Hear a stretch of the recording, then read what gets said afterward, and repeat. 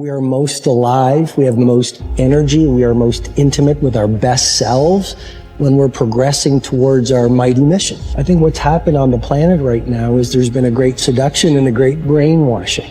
When we are kids, we want to be astronauts. We want to do all our dreams. And we're full of curiosity, and we're loving, and we're passionate, and we're strong. We're not afraid to be ourselves. But as we leave the perfection of childhood, the hypnosis and the brainwashing begins. Be reasonable. So that's our nature, but our parents give us limitation based on their limited psychology. And don't sing too loudly, don't dream too big, don't be too passionate. As we've left who we truly are, we've contracted. And now it's all about staying safe in the world versus going out there and letting our brilliance, our primal genius shine.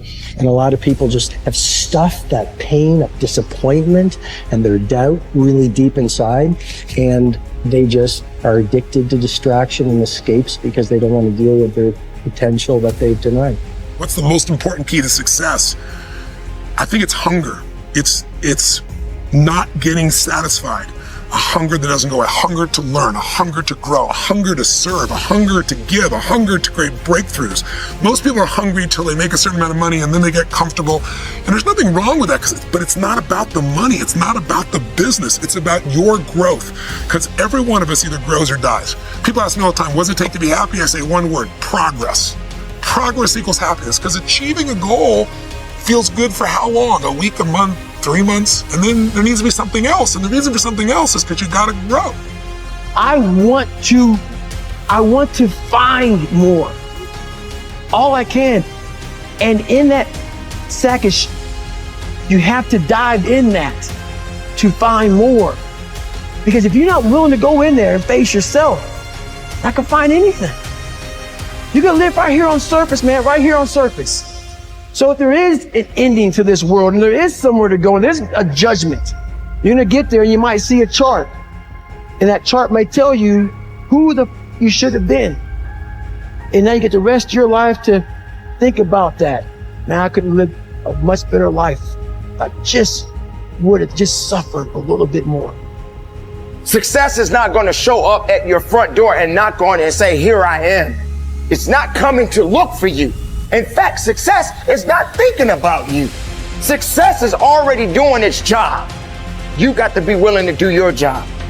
Each and every day that you are breathing in this world, each and every day that you are doing something in this world, you should be focusing on getting better, not worse. You should be understanding that, hey, I can't be this same person on a day in, day out type of way.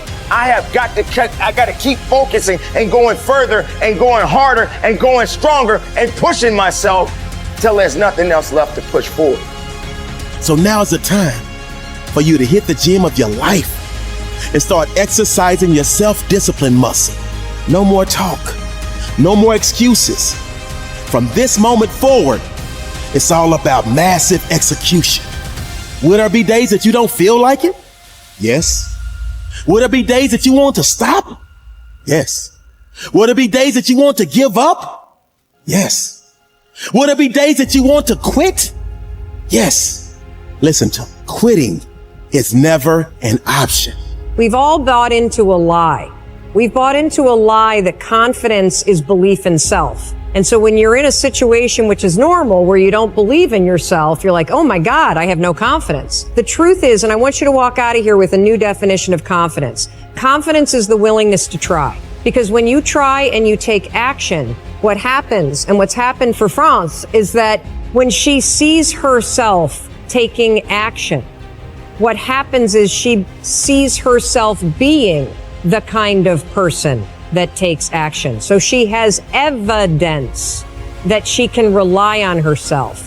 And that action is what builds confidence. It doesn't start with belief. The real way for most of us is not to wait to believe, but to push ourselves to act. And through the action, you will build the belief. We're built to walk uphill. And when you reach the pinnacle of the hill, you want to stop and appreciate the vision, but the next thing you want is a higher hill in the distance, because it's the uphill climb that it's from the uphill climb that we derive our value. And I mean this technically. So almost all the positive emotion we feel especially the emotion that fills us with enthusiasm, and that's to be filled with the Spirit of God, by the way, because that's what enthusiasm means. That's experienced in relationship to a goal.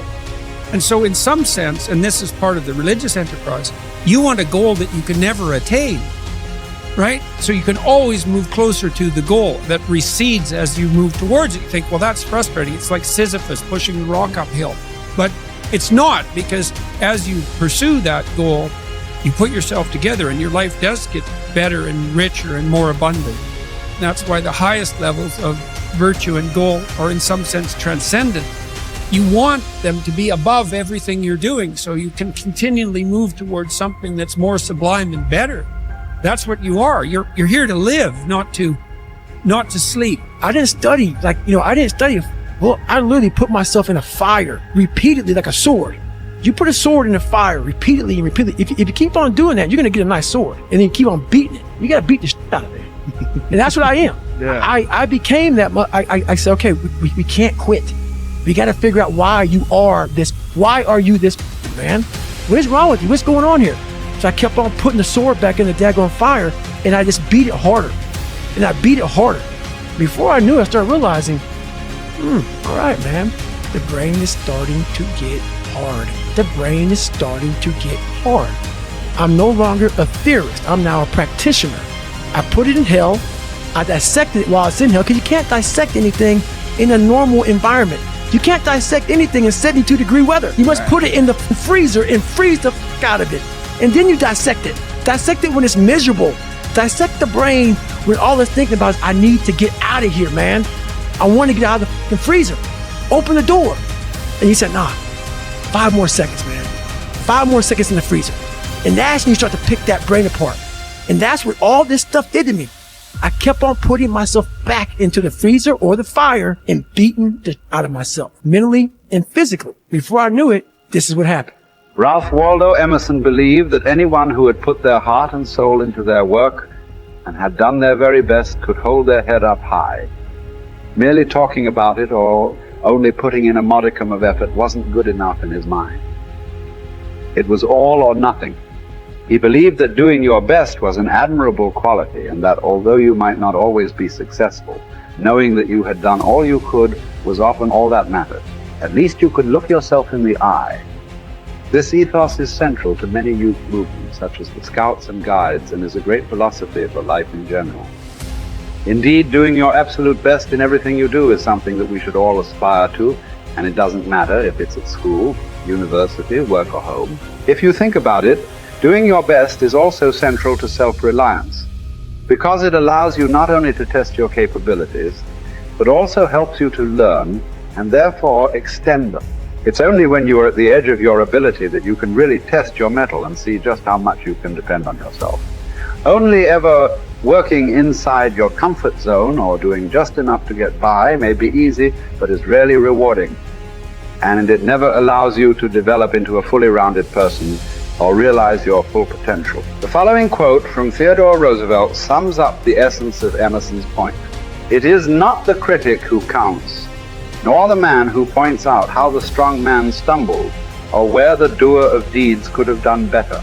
The credit belongs to the man who is actually in the arena, whose face is marred by dust and sweat and blood, who strives valiantly, who errs and comes up short again and again, who knows the great enthusiasms, the great devotions, and spends himself in a worthy cause, who at the best knows in the end triumph of high achievement, and who, at worst, if he fails while daring greatly, so that his place shall never be with those cold and timid souls, who know neither defeat or victory.